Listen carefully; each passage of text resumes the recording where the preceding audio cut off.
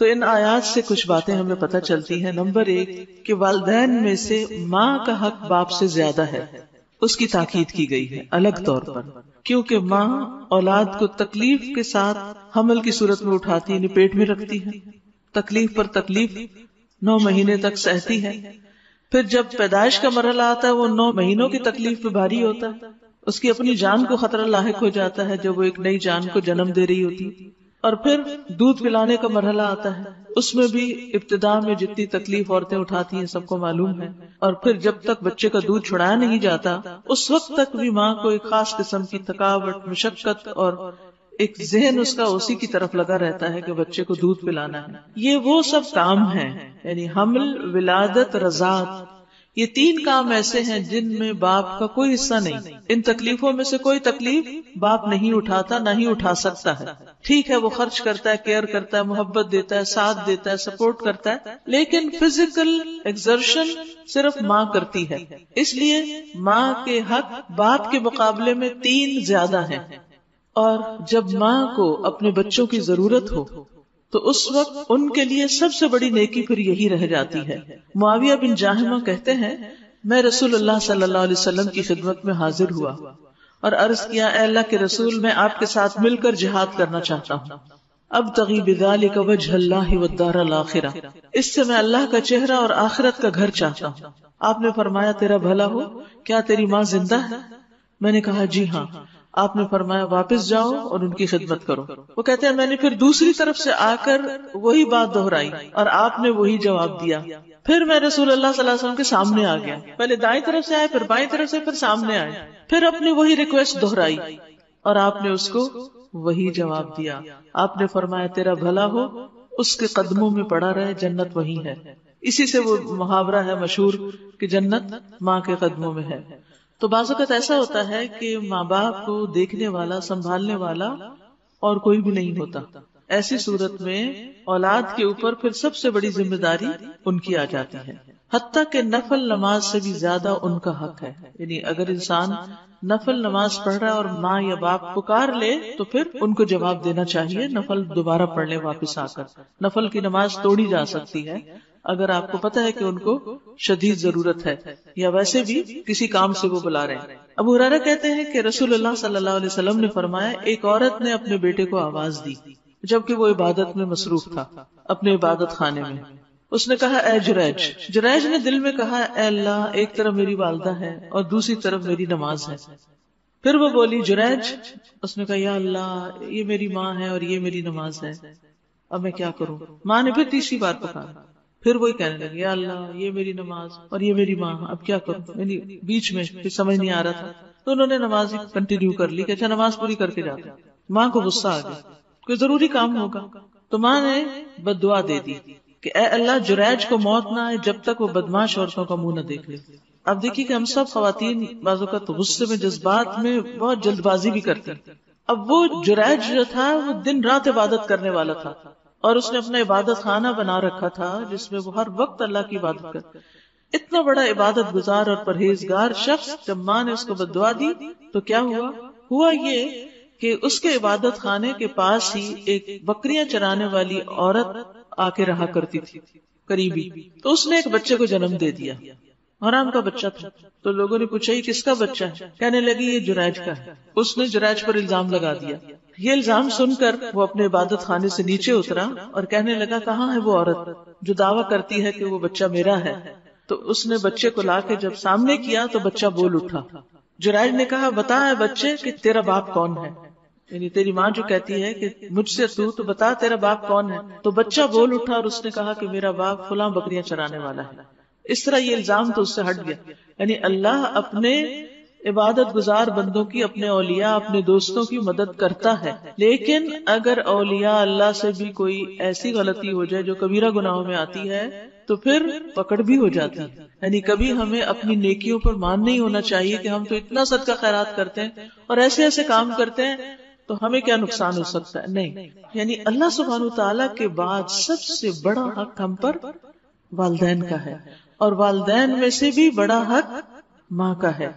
اس لیے جتنی چاہے نیکیاں کریں لیکن ان کا حق نہ بھولیں، ان کا دل نہ دکھائیں. ان کو خوش کرنے کی کوشش کریں، ان کے مسائل حل کریں، خصوصاً جب انسان بڑا ہو جائے. ماں اگرچہ مسلمان نہ ہو، مشرک ہو، دین پر نہ ہو، پھر بھی اس کے ساتھ احسان کرے. حضرت اسماء کی والدہ مسلمان نہیں تھی، مشرک تھی، مدینہ میں آئی ان کے پاس مدد چاہنے کے لیے، تو وہ آپ کے پاس آ گئی کہ اللہ کے رسول صلی اللہ علیہ وسلم میں کیا کروں، میری والدہ مجھ سے کچھ مدد چاہتی ہیں تو میں کیا ان کی مدد کر دوں؟ تو آپ نے فرمایا صلی امکی، اپنی ماں کے ساتھ صلہ رحمی کرو، یعنی ان کی بات پوری کر دو. ایز لانگ ایز وہ کوئی شرک کرنے کا یا کسی غلط بات کا حکم نہیں دیتے. وہ پیچھے سورۃ لقمان میں واضح ہو چکا ہے کہ اگر ماں باپ یہ کہیں کہ اللہ کی نافرمانی کرو تو پھر ان کی بات نہیں ماننی، ورنہ دنیاوی عام معاملات میں ان کی رائے کے ساتھ اتفاق زیادہ بہتر ہے. اسی طرح جہاں ماں کی نافرمانی کبیرہ گناہ ہے، وہاں ماں کی اطاعت اور اس کے ساتھ حسن سلوک جو ہے یہ کبیرہ گناہوں کی معافی کا ذریعہ بھی ہے. ابن عباس کہتے ہیں کہ ایک شخص ان کے پاس آیا، اس نے کہا کہ میں نے ایک عورت کو نکاح کا پیغام دیا، اس نے انکار کر دیا، یعنی رشتہ ڈالا، وہ لڑکی نہیں مانی. ایک اور آدمی نے اس کا رشتہ ڈالا، وہ مان گئی. تو جب اس نے اس کے ساتھ حامی بھر لی تو مجھے بڑی غیرت آئی کہ اس نے میرا رشتہ ٹکرا دیا، جیسے آج کل کے بھی دور جاہلیت میں یہ چیزیں ہو رہی ہوتی ہیں. تو بہرحال اس نے کیا کیا، اس نے اس عورت کو قتل کر دیا، لیکن بعد میں ریگریٹ کیا، بہت شرمندہ ہوا اور اس کے دل میں بہت ندامت تھی.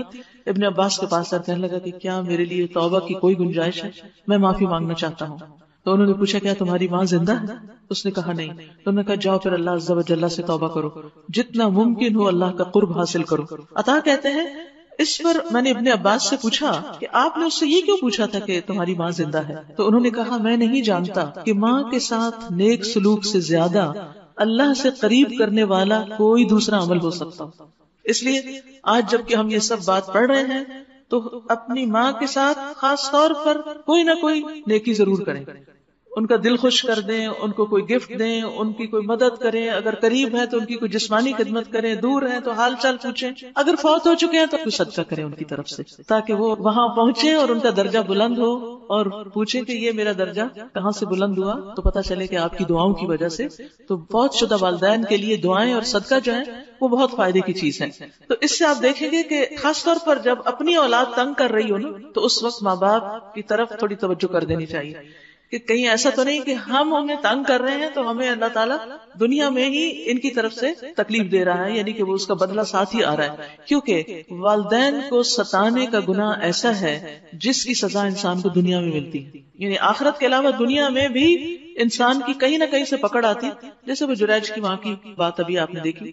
اور ماں کی جو تکلیفیں ہیں حمل، ولادت اور رضاعت کی، ان کا بدلہ چکایا نہیں جا سکتا. اب دیکھیے دوسرے لوگ جب ہم پر کوئی احسان کرتے ہیں تو ہم کسی نہ کسی طرح اس کے ساتھ احسان کر کے اس کا بدلہ دے دیتے ہیں، لیکن ماں کا بدلہ نہیں چکایا جا سکتا. ابو بردہ کہتے ہیں کہ وہ ابن عمر کے پاس موجود تھے کہ ایک یمنی آدمی بیت اللہ کا طواف کر رہا تھا اور اس نے اپنی ماں کو پشت پہ اٹھایا ہوا تو کہنے لگا کہ میں ان کا مطیع اونٹ ہوں، یعنی میں ان کی سواری ہوں، اور اگر سواریاں خوف زدہ کر دی جائیں، بھاگ جائیں تو میں خوف زدہ ہونے والا نہیں، میں اپنی ماں کو اٹھا کر ہی رکھوں گا.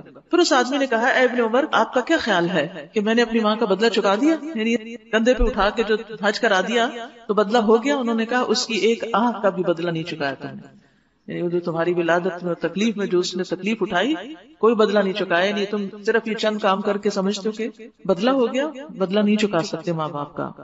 بس یہی ہے کہ اللہ سے دعا کرنی چاہیے کثرت سے. یاد رکھیے کسی بھی شخص کے احسان کا اگر آپ بدلہ چکانا چاہتے ہیں تو ایک تو یہ ہے کہ جو اس نے آپ کے ساتھ کیا ہے وہ آپ اس کے ساتھ بھی کریں، لیکن کچھ صورتوں میں یہ ممکن نہیں ہوتا. مثلا کسی نے آپ پر کوئی مالی احسان کیا تو آپ کی پوزیشن ہی نہیں ایسی کہ آپ جواب میں کچھ کر سکیں. کسی نے آپ کو پڑھایا سکھایا ہے تو اب آپ اس کو کیا پڑھائیں سکھائیں گے؟ پھر اسی طرح کچھ اور عمل ایسے ہو سکتے ہیں کہ جن کا آپ دوسرے کو بدلہ نہیں دے سکتے. کوئی کسی ایسی مصیبت میں آپ کے کام آ گیا کہ اب اس پر تو کوئی ایسی مصیبت نہیں کہ آپ اس کے کام آئیں، پھر کیا کریں؟ دو کام کریں. نمبر ایک، اس کے لیے خوب دعا کریں. یہ دعا جو ہے حل جزاء الاحسان الا الاحسان، کسی نہ کسی شکل میں وہ بدلہ ہوتا ہے. اور دوسرا یہ کہ اس کی تعریف، اس کی خوبیوں کا ذکر، یہ نہیں اس کے منہ پر، پیٹھ پیچھے. یعنی جب کوئی شخص کسی کا ذکر خیر کرتا ہے، اس کے احسان کا ذکر کرتا ہے مختلف لوگوں کے اندر، تو یہ بھی اس کا ایک طرح سے بدلہ ہو جاتا ہے. حضرت ابو ہریرہ جو ہیں وہ اپنی زمین پہ گئے، جب قریب پہنچے تو اونچی آواز میں کہنے لگے اما جان السلام علیکی ورحمۃ اللہ وبرکاتہ. وہ کہنے لگی وعلیک السلام ورحمۃ اللہ وبرکاتہ. پھر کہنے لگے رحمک اللہ، اللہ آپ پہ رحمت کرے، کما ربیتنی صغیرا، جیسے آپ نے مجھے بچپن میں پالا تھا. یعنی اتنے پیار لاڈ سے بات کر رہے ہیں اپنی ماں سے، کیونکہ یہ والدین کی دعا تو اللہ تعالیٰ نے خود سکھا دی نا قرآن مجید میں، وقل رب ارحمہما کما ربیانی صغیرا. تو والدہ بھی خوش ہو گئی، کہنے لگی اے میرے بیٹے، اللہ تمہیں بھی بہترین جزا دے اور تم سے راضی ہو جیسا کہ تم نے میرے ساتھ بڑھاپے میں نیک سلوک کیا. تو صرف اولاد ہی کا فرض نہیں بنتا کہ وہ پھر ساری زندگی خدمت گزار رہے، ماں باپ کا فرض بھی بنتا ہے کہ وہ بچوں کی چھوٹی چھوٹی نیکیوں پر یا حسن سلوک پر ان کے لیے دعائیں کریں. پھر آپ دیکھیے دوسری بات جو یہاں سے پتہ چلتی ہے ان آیات سے، کہ انسان کو والدین کی قدر بڑے ہو کر آتی، بچپن میں نہیں سمجھ آتی. جب وہ خود والدین بنتے ہیں، اپنے بچے ہو جاتے ہیں، پھر سمجھ میں آتا ہے کہ ماں باپ کیا چیز ہے، پھر زیادہ ان کی طرف رجحان ہو جاتا ہے. اور یہ وہ عمر ہوتی ہے جس میں ماں باپ کی ڈانٹ ڈپٹ بھی کچھ کم ہو جاتی ہے اور بچے انڈیپینڈنٹ بھی ہو جاتے ہیں. تو وہ عمر ہے 40 سال کی. تو 40 سال کی عمر میں توبہ کی طرف توجہ یا تجدید توبہ جسے کہتے ہیں، یہاں پر اس کا ذکر کیا جا رہا ہے، یہاں تک کہ وہ 40 سال کی عمر کو جا پہنچا. یہ وہ عمر ہوتی ہے جس میں انسان کی مصروفیت اپنی انتہا کو پہنچی ہوئی ہوتی ہے. ایک طرف ماں باپ ہوتے ہیں اور دوسری طرف اپنے بیوی بچے. عورت کی ذمہ داریاں بھی بڑھ جاتی ہیں، ایک طرف اپنے چھوٹے چھوٹے بچے ہیں، دوسری طرف ماں باپ بوڑھے ہیں، ضرورت مند ہیں. اب انسان کیا کرے، انسان ڈیوائیڈ ہو جاتا ہے، سخت مشکل وقت ہوتا ہے. تو یاد رکھیے کہ اس میں پھر بیلنس کرنا چاہیے، نہ تو بچوں کو ٹوٹلی اگنور کر دیا جائے اور نہ پھر صرف والدین کے ہو کر رہ جائے. آباؤکم و ابناؤکم لا تدرون ایہم اقرب لکم نفعا، تمہارے ماں باپ یا تمہاری اولاد تمہیں نہیں پتا تمہیں کون زیادہ فائدہ دے گا. ہمیں دونوں کے ساتھ جو احسان کرنا ہے وہ اللہ ہی کی خاطر کرنا ہے. تو ایسی صورت میں انسان پھر والدین کے ساتھ خصوصی طور پر احسان کرتا ہے، اور اس احسان کا بدلہ کس طرح چاہتا ہے کہ یا اللہ میری اولاد کو بھی نیک بنا دینا. تو آج کی یہ دعا بہت ہی خوبصورت ہے، رب اوزعنی ان اشکر نعمتک التی انعمت علی وعلی والدی وان اعمل صالحا ترضاہ واصلح لی فی ذریتی انی تبت الیک وانی من المسلمین. تو پھر والدین کے اوپر جو نعمتیں تھیں اور وہ ان کی وجہ سے ہم تک پہنچی. آپ دیکھیے کہتے ہیں نا نعمتک التی انعمت علی وعلی والدی، یہ دونوں کو ساتھ کیوں ذکر کیا؟ اس لیے کہ ماں باپ کا جو سٹیٹس ہوتا ہے اس سے بھی بچوں کو فائدہ پہنچتا ہے. ماں باپ کے پاس جو مال ہوتا ہے وہ بھی بچوں کو فائدہ دیتا ہے. ماں باپ نے جو اخلاقی تربیت کی تھی، اگر ان کے پاس علم ہے یا دین ہے، وہ بھی اولاد کو فائدہ دیتا ہے. اس لیے ان دونوں کا ساتھ ساتھ ذکر کیا گیا ہے. تو انسان جب پھر واپس احسان کرنے لگے تو اب یہ ہوتا ہے کہ جب اولاد کسی مقام پہ پہنچتی تو ماں باپ ریٹائر ہو چکے ہوتے ہیں. کل وہ آفیسر تھے، اب بچہ آفیسر ہے اور ماں باپ ریٹائرڈ زندگی گزار رہے ہیں. وہ جب تھے آفیسر تو انہوں نے بچوں کے لیے ساری نعمتوں کا انتظام کیا، لیکن جب بچوں کو ملا تو وہ اپنے بچوں کی طرف مشغول ہو گئے اور ماں باپ کو بھول گئے. تو یہ نہیں ہونا چاہیے. حدیث میں آتا ہے کہ خرچ کی ابتدا جو ہے وہ والدین سے کرنی چاہیے. طارق محاربی کہتے ہیں کہ ہم مدینہ آئے تو رسول اللہ صلی اللہ علیہ وسلم ممبر پر کھڑے ہو کر لوگوں سے خطاب فرما رہے تھے. آپ فرما رہے تھے دینے والا ہاتھ اونچا ہوتا ہے اور سب سے پہلے تم اسے دو جس کے تم ذمہ دار ہو. اپنی ماں کو دو، اپنے باپ کو دو، اپنی بہن کو دو، اپنے بھائی کو دو، پھر اپنے قریبی رشتہ دار کو دو جو تمہارا زیادہ قریبی ہو. یعنی بچوں پر خرچ تو فرض ہے، وہ تو تم کرو گے ہی، ہوتا ہی رہے گا، ان کا تو ڈے اینڈ نائٹ کا خرچہ تم پر ہے. لیکن جب اس سے آگے کسی کو دینے لگے تو سب سے پہلے اپنی ماں کو دو. تو ہم میں سے ہر ایک کو اگر اللہ نے کچھ حیثیت دی ہے کسی بھی طرح، تو منتھلی یا اینولی یا خاص موقعوں پر ماں باپ کے لیے کچھ نہ کچھ تحفے کا انتظام، رقم کا انتظام کسی نہ کسی طرح ضرور کرنا چاہیے، چاہے تھوڑا ہو یا زیادہ، ہر ایک اپنی حیثیت کے مطابق. اگر وہ زندہ ہے تو ان کو ویسے ہی دے دے، یا پھر جس چیز کی ضرورت میں، مثلا ان کی دوائیوں کا ذمہ آپ لے لیں. بڑھاپے میں دوائیوں کا بھی بہت خرچہ ہوتا ہے، یا ڈاکٹر کے پاس لے جانا، یا پھر ان کا لباس، یا ان کے کھانے میں کچھ حصہ، یا ویسے ہی ان کے ہاتھ میں کچھ رکھ دینا کہ وہ اپنی خوشی سے جو چاہے کریں. اور اگر وہ فوت ہو چکے ہیں تو اسی اماؤنٹ کو ان کی طرف سے صدقہ کرتے رہنا. وہ زندہ تھی تو ان کو میں دیا کرتی تھی، اب وہ فوت ہو گئی ہیں تو اب ان کی طرف سے یہ صدقہ ہے. اور صدقہ بھی جیسے انہی کے کوئی اگر غریب رشتہ دار ہیں تو آپ ان پہ بھی خرچ کر سکتے ہیں، لیکن نیت یہ کر لیں کہ اس کا ثواب ان کو پہنچے، کیونکہ یہ وہ نیکی ہے کہ جو جنت میں لے جانے والی ہے۔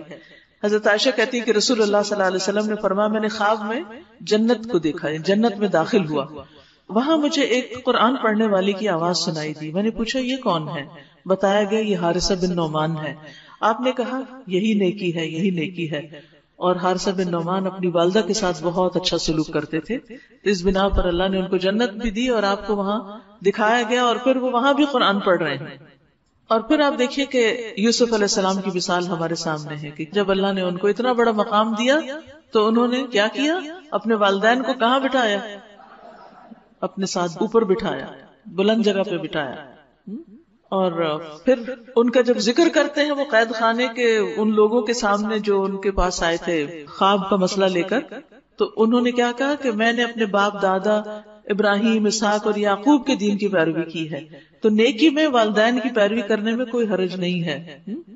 پھر اسی طرح ابراہیم علیہ السلام اپنے بیٹے کو نیک کام میں شریک کرتے، اصلح لی فی ذریتی، اور اس میں بھی آپ دیکھیں کہ اسماعیل علیہ السلام زمزم کے پاس بیٹھے تیر درست کر رہے تھے، تو انہوں نے دیکھا کہ ابراہیم علیہ السلام آ گئے، وہاں نہیں رہتے تھے، وزٹ کرنے آیا کرتے تھے، تو کام کر رہے تھے، کرتے کرتے چھوڑ کر تعظیماً اٹھ کے کھڑے ہو گئے۔ ہم تو اسی جھگڑے پڑے رہتے کسی کے لیے کھڑا ہو سکتے ہیں کہ نہیں، کسی کو مطالبہ نہیں کرنا چاہیے، لیکن ہمارا فرض بنتا ہے کہ کسی کی عزت میں خود جیسچر شو کرے۔ پھر دونوں نے ملاقات کی اور باپ بیٹے کے درمیان جو محبت اور تعلق ہوتا ہے وہ ہوا۔ اور پھر ابراہیم علیہ السلام کہتے ہیں کہ اے اسماعیل، میرے رب نے مجھے کام کرنے کا حکم دیا ہے، تو وہ کہتے ہیں آپ کے رب نے جو بھی آپ کو کرنے کا حکم دیا ہے آپ ضرور کیجئے۔ یہ وہ موقع نہیں جب ذبح کرنے کا حکم تھا، وہ بھی تھا الگ، آپ ضرور کیجئے۔ انہوں نے نہیں بتایا ابھی کیا کام ہے، کہا کہ آپ ضرور کیجئے۔ اکثر ایسا ہوتا نا کہ باپ جوان بچوں سے مشورہ کرتے ہیں یہ بزنس کر لیں یا نہیں، یہ کام کریں کہ نہیں، تو اتنے ادب سے کہتے ہیں جو آپ کو حکم ملا آپ ضرور کیجئے۔ ابراہیم علیہ السلام نے کہا کیا اس کام میں تم میرا ہاتھ بٹاؤ گے؟ یاد رکھیے ذبح کرتے ہوئے کہا فانظر ماذا ترى، کیا خیال ہے، مشورہ لیا، حکم نہیں امپوز کیا، حالانکہ باپ تھے کہتے میں یہ کرنے جا رہا ہوں، آ جاؤ تم بھی میرے ساتھ، جو عام طور پہ باپ کرتے ہیں، اسی لیے پھر بچے بھاگتے ہیں۔ تو ابراہیم علیہ السلام کا کیسا خوبصورت انداز ہے، کہتے ہیں کہ کیا تم میرا ہاتھ بٹاؤ گے، تم ساتھ چلو گے؟ انہوں نے عرض کیا جی ہاں میں آپ کی مدد کروں گا۔ تو ابراہیم علیہ السلام نے بتایا کہ بے شک اللہ نے مجھے کعبہ کی تعمیر کا حکم دیا ہے۔ تو اس پر انہوں نے پھر کہا کہ میں اس کام میں آپ کے ساتھ ہوں۔ تو انہوں نے ایک ٹیلے کی طرف اشارہ کیا کہ یہاں پر اللہ کا گھر بنے گا، اور یہ آس پاس کی چیزوں سے قدرے اونچی جگہ تھی۔ پھر اللہ سبحانہ وتعالی نے اس کا ذکر قرآن میں کیا وَإِذْ يَرْفَعُ إِبْرَاهِيمُ الْقَوَاعِدَ مِنَ الْبَيْتِ وَإِسْمَاعِيلُ رَبَّنَا تَقَبَّلْ مِنَّا، تو یہ اسی کی طرف اشارہ ہے۔ اب ہوا یہ کہ ابراہیم علیہ السلام تعمیر کرتے تھے اور اسماعیل علیہ السلام پتھر لا کے دیتے تھے، وہ مزدوری کر رہے تھے، ایک طرح سے وہ ڈھو کے لاتے تھے اور ابراہیم وہاں پر فکس کرتے تھے، اور جب وہ دیوار ذرا اونچی ہو گئی تو اسماعیل علیہ السلام ایک بڑا پتھر اٹھا کے لائے، تیسرا کوئی بندہ نہیں، بڑا پتھر اٹھا کے لائے جس پر کھڑے ہو کر ابراہیم علیہ السلام دیوار تعمیر کر رہے تھے۔ وہ پتھر ساتھ ساتھ اونچا بھی ہو رہا تھا، اور وہی پتھر ہے مقام ابراہیم۔ اللہ نے کیسی قبولیت بخشی۔ تو یہ ہے تعلق جو نیک والدین اور نیک اولاد کا آپس میں ہوتا ہے کہ وہ خیر کے کاموں میں پھر ایک دوسرے کے مددگار ہو جاتے ہیں، اور یہی چیز ہے کہ جس کی انسان تمنا کر سکتا ہے۔ اللہ تعالیٰ ایسے لوگوں، ایسے گھرانوں، ایسی فیملیز کے بارے میں فرماتے ہیں اولئک الذین نتقبل عنہم احسن ما عملوا، ایسے لوگوں کے نیک کام ہم ان سے قبول کر لیں گے اور ہم ان کی خطاؤں سے درگزر کریں گے۔ فی اصحاب الجنہ، یہ لوگ جنت والوں میں سے ہوں گے۔ وعد الصدق، سچا وعدہ ہے، پکا وعدہ ہے۔ الذی کانوا یوعدون، جو وہ وعدہ کیے جاتے ہیں۔